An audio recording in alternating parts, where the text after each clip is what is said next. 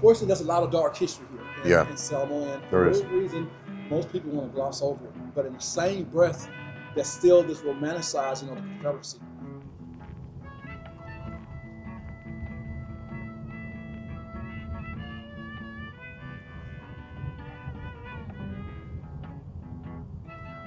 This was Selma's first YMCA, built in 1886, the first YMCA in the South. Well, good morning and welcome to Selma, Alabama. Most people know this town for one moment in time, one moment in history, and that's not what today's video is about.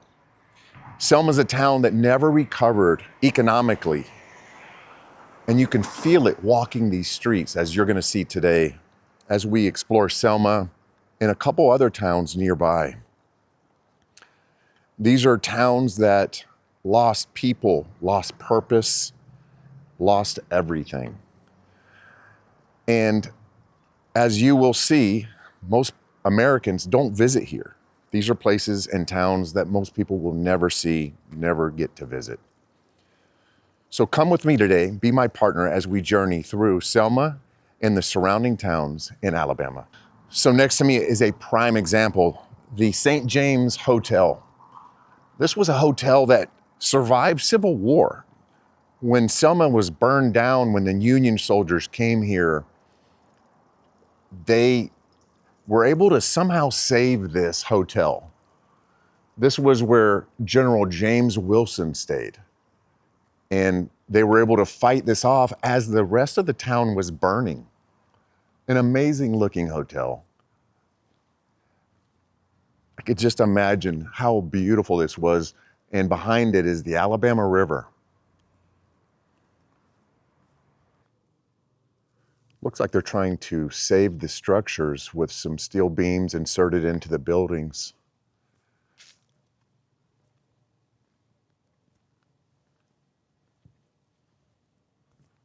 It's amazing structures. So Selma was incorporated in 1820. This was a large cotton and agricultural center for Alabama and parts of the South. These buildings have survived Civil War and were all mostly built. This is architecture from the 1800s. Selma is known for being one of the largest and has the most historic buildings in all of Alabama. They've really tried and hoped that a lot of tourism would come through here after some of the Civil War and civil rights things have gone, since there's so much historical significance here. It just hasn't panned out. It has continually declined. Population's dropping. Median household income is around $26,000, $27,000.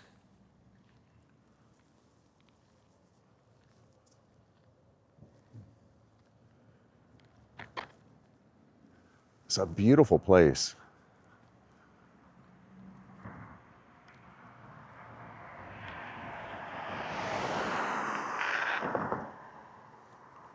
This is called Water Street, one of the main thoroughfares through Selma.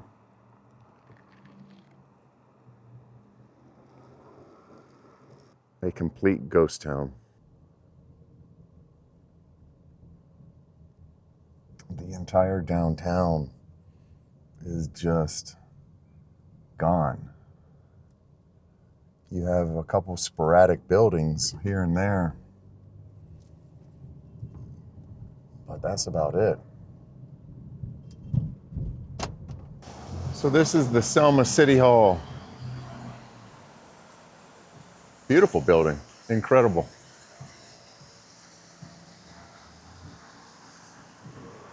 So like so many of these other southern towns that I've been to, Selma's rich and loaded with history. It's amazing stuff. This was a munitions depot during the Civil War. So that was one of the reasons the Union soldiers came here and attacked it. try to prevent the munitions from getting out to the soldiers in the field. But not all of it's bad. There are some buildings and some businesses here that are beautiful, trying to survive.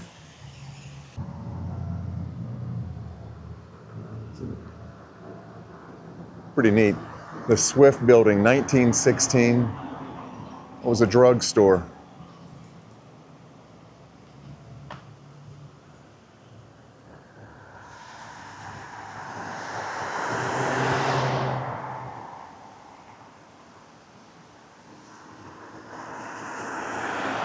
Let's see. This is interesting.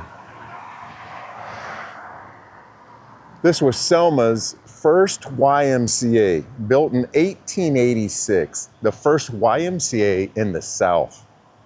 That's actually pretty neat. Look at that building. That is incredible. Wow, I would love to explore that thing.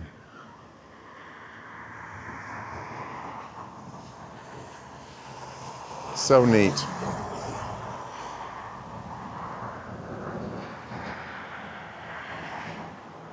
Look at these renderings. This is, well, actually, I wonder if that's an old photo.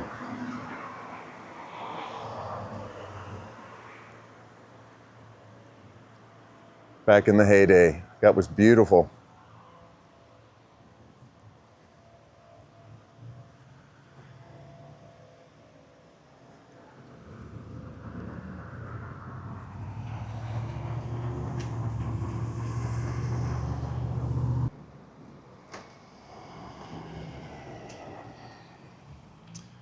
So this is the First Baptist Church, and I was just speaking with a gentleman. He said this was finished in 1905. His son was actually one of the pastors here.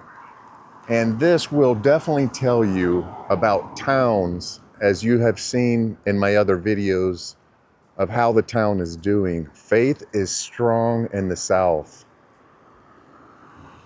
And apparently this isn't the oldest church. There's several other churches here that are older than this one.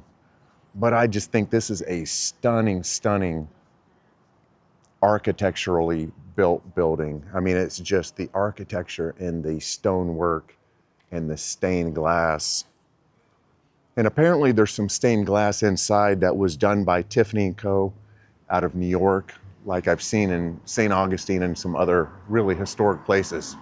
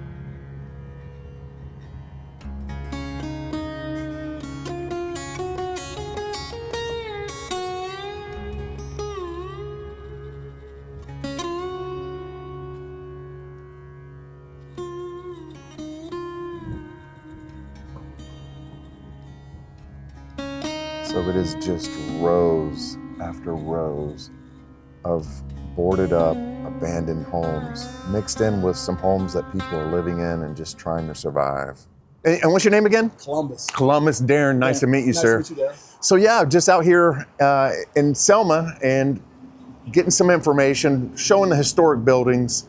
What can you tell me about Selma? How long have you lived here, first of all? Okay, pretty much all my life. Have you really? Yes, sir. I lived in a town probably approximately 15 miles from here, but I've been here all my life, my family and everything. So this is personal for me.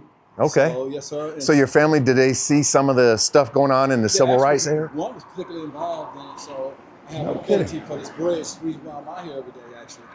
Oh, so you come out here all the time? Every day. I never missed in 7 years. I've not missed one day. Are you So as you can see, I'm here on Sunday. Even if it rains, I'll be here at the bridge. That is impressive. That's really cool. You're doing some good work. Thank you. My uncle was George Selma, so he literally walked this bridge in '65. No kidding. Yes, sir, but he first served, though. He was in the Korean War, and he was in heavy artillery in the Army, so he was a gunner. But when he came back here to America, he suffered hearing loss, but even worse, he came back here, he was no exception like all blacks. He had no rights. So once Uncle Sally got revelations of those 4 little girls that was bombed and killed in Birmingham, the year was 1963, and the church was called 16th Street Baptist Church. Uncle Sally said that he cried, and that was the day he decided to devote his life to nonviolence, and he became an activist. So just recent, 60 years ago, incredibly only 60 years ago, Uncle Sally walked this very bridge. It was approximately 600 of them, led by Hosea Williams and John Lewis. What is going on with Selma? How the Selma has just not recovered economically. Why do you think that is? Part of it is because I think Selma's being punished, because Selma was the 4th largest slave trading county. Just 2 blocks up the highway is where they sold blacks. It was called Market Day. And of course, that building still stands, but unrefurbished. And so they've been saying that they're going to restore that and refurbish it.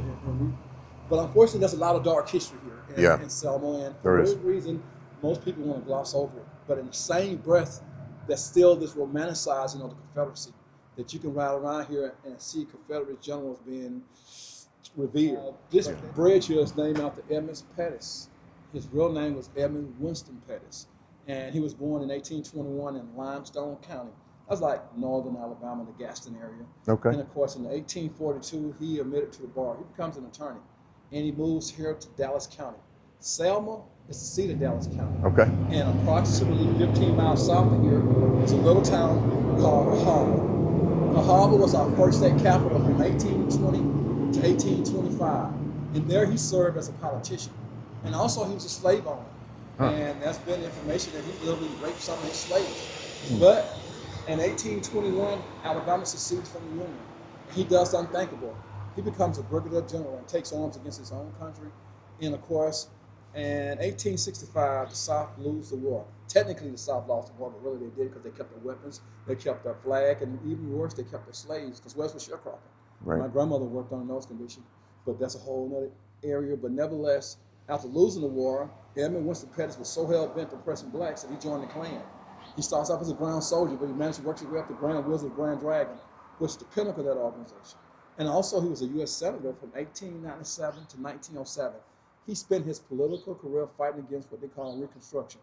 And that was an era where blacks and whites voted together to elect people to represent them. But he had an evil twin in this, another U.S. Senator from Alabama by the name of John Tyler Morgan, where they worked tirelessly, relentlessly to halt Reconstruction, and unfortunately succeeded. I tell people all the time, Alabama is almost always, even now, on the wrong side of history. But nevertheless, in 1940, when the bridge was finally erected, all the people in charge of Selma was all Southern white males. And naturally, they were romanticized about the Confederacy. They sympathized with it. They thought he was a hero. So what did they do? They named the bridge out. Name that bridge. That's how the bridge got its name. So that bridge is I think hopefully the sun can, I'm going to be driving over it in just a minute. So the Edmund Pettus Bridge. And that's the famous bridge from 1965 that the march from here to Montgomery for civil rights and voting started. Well, I appreciate you so much. You have been a wealth of information. I love coming across people like you, so thank you. Thank you for allowing me to.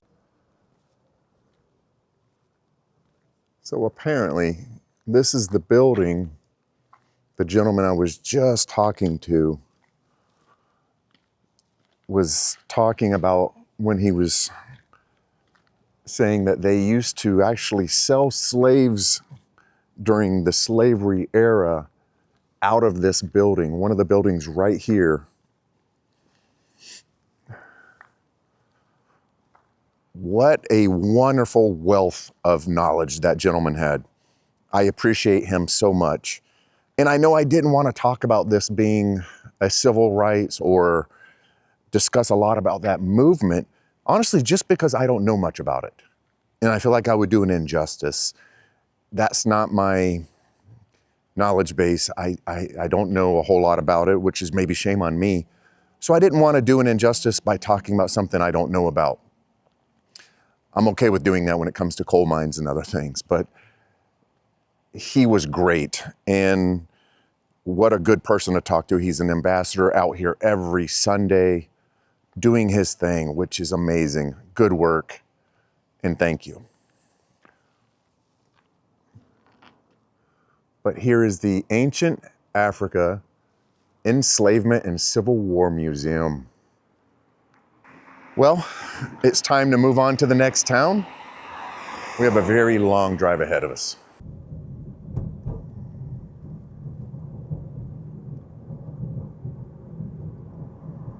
Well, guys, welcome to Camden, Alabama, deep in the Black Belt. I am in a beautiful town that is built on rich soil, cotton and plantations, an industry that has collapsed. What's left is this beautiful town, beautiful buildings I'm about to show you, with a very small population. This is not a tourist trap. This is something that people just drive through and don't even take the time to appreciate. That's why I'm here. I'm going to show you this beautiful town, and it is something to really, really appreciate. So Camden was founded in the 1830s. It was actually incorporated in 1841. This town was built on the wealth from the cotton plantations. Large plantations with enslaved African Americans working in them. This town was an incredible town deep in the Black Belt. And I think the term the Black Belt is a term that a lot of people don't understand. I am one of those people who I had no idea what it meant until I started doing some research on the town. So the term Black Belt actually started out referring to the dark, rich soil, almost black. And that soil was great for agriculture. But what was that agriculture? Cotton. So the industry here was built and worked by enslaved African Americans prior to the Civil War. As time went on, the name also started to be known and referred to the region because of large African American populations. This is a beautiful town, and if you blink, you'll miss it. Small, couple blocks, but stunning. It's not what I expected. I had another town between here and Selma that I was going to, and it was just, there was nothing. Everything's torn down. Honestly, just some country roads with mobile homes scattered everywhere. Very sad, not worth showing. This town is incredible and beautiful. Shocking to me how pretty this little town is. And like I said, if you blink, you will absolutely miss it. Big library.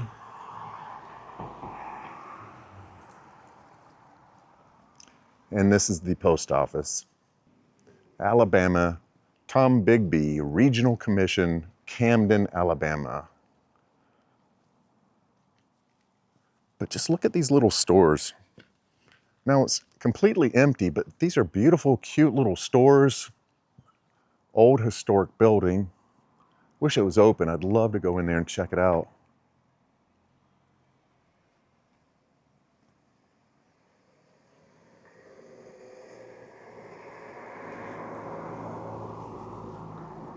Broken window up there.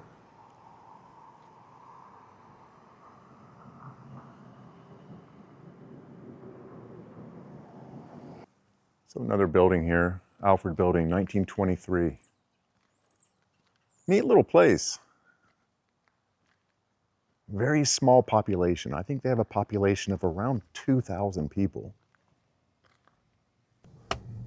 All right, so let's do this. Let's cruise through the town and see it by car because it's so small.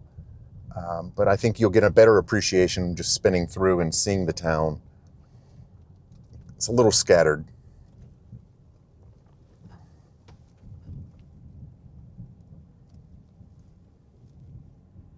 As always, a nice mural. Welcome to Camden.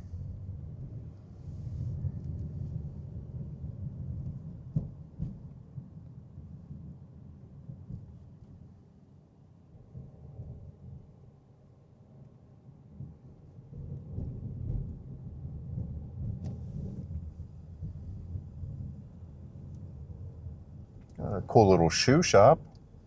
Work on your shoes.